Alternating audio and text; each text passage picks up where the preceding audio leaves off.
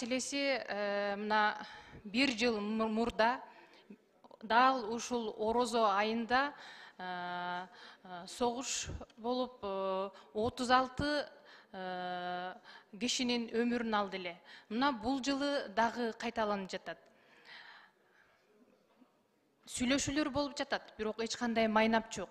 Биз мына азыр деле, мына эртең деле дагы бир ушундай бир согуш чыгып кетет деген ой менен жашап жатабыз. Лейлектиктердин жашоосу тынч эмес.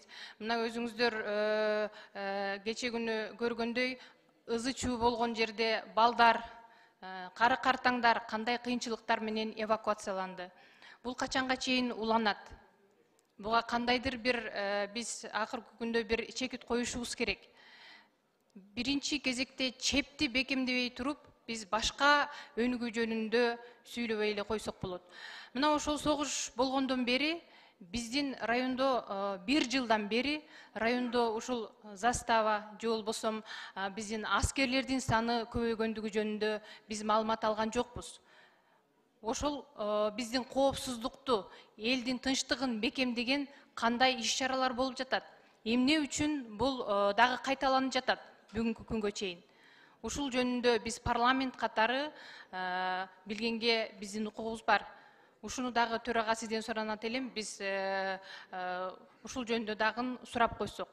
Комиссия иштей баштаптыр. Мына биздин Лейлек Тажикстан, Кыргызстан ортосундагы делимитация, демаркация боюнча мына дүйшөмбү күнүнөн баштап. Бирок ошол составта ким бар? Аны дагы биз билип коюшубуз керек. Сөзсүз түрдө биздин кызыкчылыгыбызды өзгөчө коргой турган адистер ошол составта болушу керек. Керек болсо биз мына Лейлектин ар бир ташын билген, ошол жерде жашап, ошол жерде тарыхын жатка билген билимдүү аксакалдарыбыз, билимдүү жарандарыбыз бүгүнкү күндө бар. Керек болсо биз ошолорду сунушташыбыз керек. Себеби бул чек ара маселеси биздин көздүн карегинде керек. Биринчи кезекте, урматтуу коллегалар, салымызды кошолу. Биринчи кезекте чепти бекемдейли.